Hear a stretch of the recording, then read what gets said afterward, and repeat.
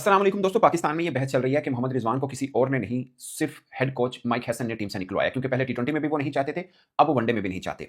और एक तरफ टेबल के एक तरफ ये माइक हैसन है, दूसरी तरफ चेहरे क्या हैं उन पर बात करना बहुत जरूरी है। बासित भाई ने एक बड़ी जबरदस्त बात की, दूसरी तरफ चेहरे सुनिए पहले आप। आकिब जावेद, मिसबाहुल हक, सरफराज अहमद, असद शफीक। ठीक है, पांचवा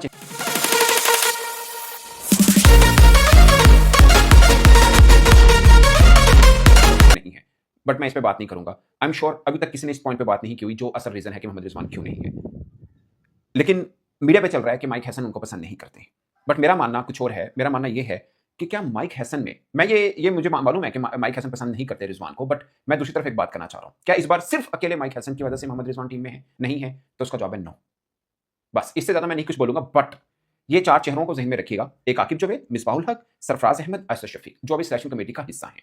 कल ये ना जाके कहीं बाहर कि नहीं हम तो नहीं चाहते थे कि रिजवान को ड्रॉप हो, हम तो रिजवान को चाहते थे और बला बला माइक हैसन ने कह दिया या फला ने कह दिया। अब पांच बनते हैं इंक्लूडिंग शाहीन शाह अफरीदी, जो मीडिया के मुताबिक चल रहा है कि वो एक तरफ और अकेले माइक हैसन एक तरफ, जिनके कहने पर रिजवान को ड्रॉप कर दिया। अगर आपको ये लगता है कि ये ठीक है तो आप मान लीजिए इस बात को।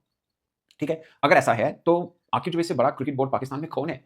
मिसबाह से मतलब रिसेंट पास में कामयाब कप्तानों में उनका, बल्कि टेस्ट में पाकिस्तान में कामयाब कप्तानों में उनका नाम आता है। सरफराज अहमद आपके रेड बॉल के हेड कोच हैं। असद शफीक, ठीक है, वो उनके बारे में जो मैंने सुन रखा है, वैसे he was very decent cricketer और he is a very decent guy, मगर उनके बारे में ये है कि वो झमेलों में पड़ते नहीं है। ओके है, वो वाला काम है उनका। मगर सिर्फ सभी लोग माइक हैसन के ऊपर टोपी क्यों डाल रहे हैं कि माइक हैसन के कहने पर रिजवान को ड्रॉप किया गया? सभी के सभी, मतलब माइक हैसन इतने बड़े हो गए। मैं बासित भाई की बात की, उन्होंने बहुत अच्छा पॉइंट लिया कि क्या माइक हैसन इतने बड़े हैं कि वो आकिब से भी बड़े हैं, वो मिसबा से भी बड़े हैं, सबसे बड़े हैं, और उनके केले ने कह दिया रिजवान नहीं होना तो नहीं होगा। इस पे फिर कभी बात करेंगे कि रिजवान क्यों नहीं है। बट मैं आपको फिल वक्त, मैंने दोपहर में भी वीडियो की, बल्कि सुबह जब ये टीम अनाउंस हुई उस वक्त भी वीडियो की। मैं अब भी आपको एक बात बता दूं, पिछले 3 वर्षों में वनडे टीम में पाकिस्तान में सबसे ज्यादा रन करने वाले मोहम्मद रिजवान हैं।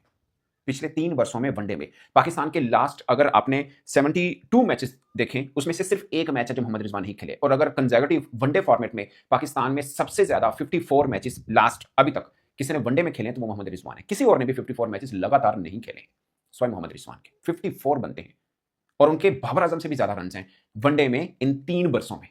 बाबर आजम से भी ज्यादा रन हैं, जिसमें इनके बनते हैं 1571 रन हैं। इन 3 वर्षों की बात कर रहा हूं, ऑलमोस्ट 50 की एवरेज बनती है मोहम्मद रिजवान की। वैसे ओवरऑल इनकी 600 हैं और बाबर आजम के 1412 यानी 1412 रन हैं, 40 की एवरेज बनती है। ऑलमोस्ट 10 की एवरेज का डिफरेंस है। It's a huge difference. अगर आप वैसे देखें, 49.09 की एवरेज है मोहम्मद रिजवान की पिछले 3 वर्षों में। अगर आप मैन ऑफ द मैच की बात करें कि सबसे ज्यादा किसके हैं, तो सबसे ज्यादा सलमान अली आगा के हैं। अगरचे उनके कुल रन मोहम्मद रिजवान की इन 3 वर्षों के रन के बराबर नहीं है, मगर आगा को मैं मानता हूं कि वनडे टेस्ट दोनों में पाकिस्तान के एक मंजे हुए बल्लेबाज हैं। जो बात सच है वो सच है। सलमान आगा के 4 मैन ऑफ द मैच हैं, बाकी बाबर आजम के भी 2 हैं, साइम के भी 2 हैं, फखर के भी 2 हैं, बाबर के भी 2 हैं और रिजवान के भी 2 हैं।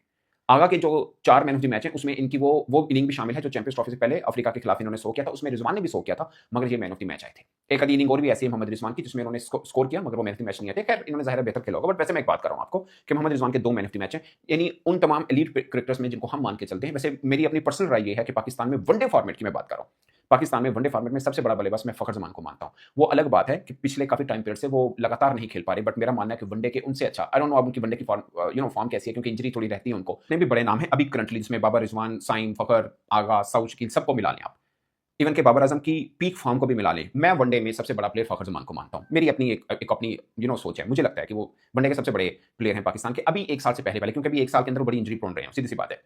उनके 180 की 3 इनिंग्स हैं फखर जमान के, 180 की 3 इनिंग्स हैं। सो ये एक है। बट रिजवान को मुझे अभी भी बिलीव है कि वर्ल्ड कप टीम में पाकिस्तान का वो हिस्सा होंगे। मैंने सुबह जो वीडियो बनाई थी उसमें मैंने मेंशन किया था, आखिरी 5 वनडे मैच में 250 है रिजवान की, एक 40 प्लस इनिंग है। साउथ अफ्रीका में वर्ल्ड कप है, वहां पाकिस्तान ने 3 वनडे मैचेस की सीरीज खेली थी, कप्तान रिजवान खुद थे, पाकिस्तान वो सीरीज जीता था। उसमें एक इनिंग में लगातार 250 हैं, एक में 80 रन हैं, एक में 53 रन हैं उनकी, लगातार 250 साउथ अफ्रीका के अंदर। सो देखिए, कोई भी नहीं चाहता कि आप नए को चांस ना दें, बट उधर नए का चांस बनता है जहां पे बनता है। मिसाल के तौर पर अपने साद मसूद को एक मैच खिलाया और ड्रॉप कर दिया, अब उनकी जगह पे कौन आए हैं?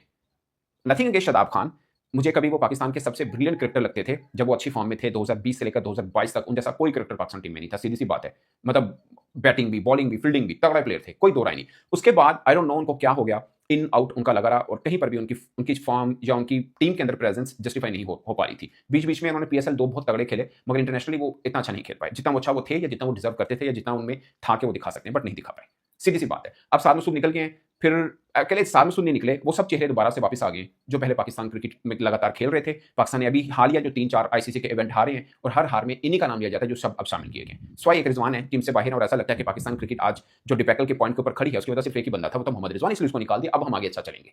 कहा ये जा रहा है, बताया ये जा रहा है, इसलिए ये सब चीजें की गई हैं। सो अब आते हैं कप्तानी के मामले के ऊपर।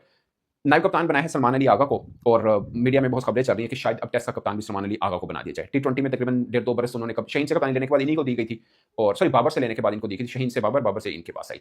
और इनकी कप्तानी में पाकिस्तान ने बायलैटरल सीरीज बहुत जीती हैं, बट एसीसी या आईसीसी कोई इवेंट करीब भी नहीं लगने दिया। हाँ, आप कह सकते हैं एशिया कप का फाइनल हमने जरूर खेला, बट उसमें 3 मैचेस भारत के साथ खेले, तीनों हमने हारे थे। जो बायलैटरल सीरीज जीती, बायलैटर में मेरा मानना है कि व्हाइट बॉल सीरीज में कोई भी टीम तगड़े खिलाड़ी खिलाती नहीं, जो अच्छी टीम है। छोटी टीमें खिला देती हैं, अच्छी टीमें नहीं खिलाती। बट फिर भी सलमान आगा की कप्तानी को आपको बोर्ड को लगता है कि नहीं उनमें दम है, वो प्लेयर तो बहुत बढ़िया हैं, वनडे और टेस्ट दोनों में, सीधी सी बात है, अच्छे प्लेयर हैं। मगर आपको लगता है कि अच्छे प्लेयर हैं इसलिए उनको कप्तान बना दिया जाए, या आपको लगता है कि कप्तानी की गुंजाइश है, या आपको लगता है कि यही बेस्ट कप्तान है और इससे हमारी क्रिकेट बेहतर हो सकती है? तो बिस्मिल्लाह पढ़िए।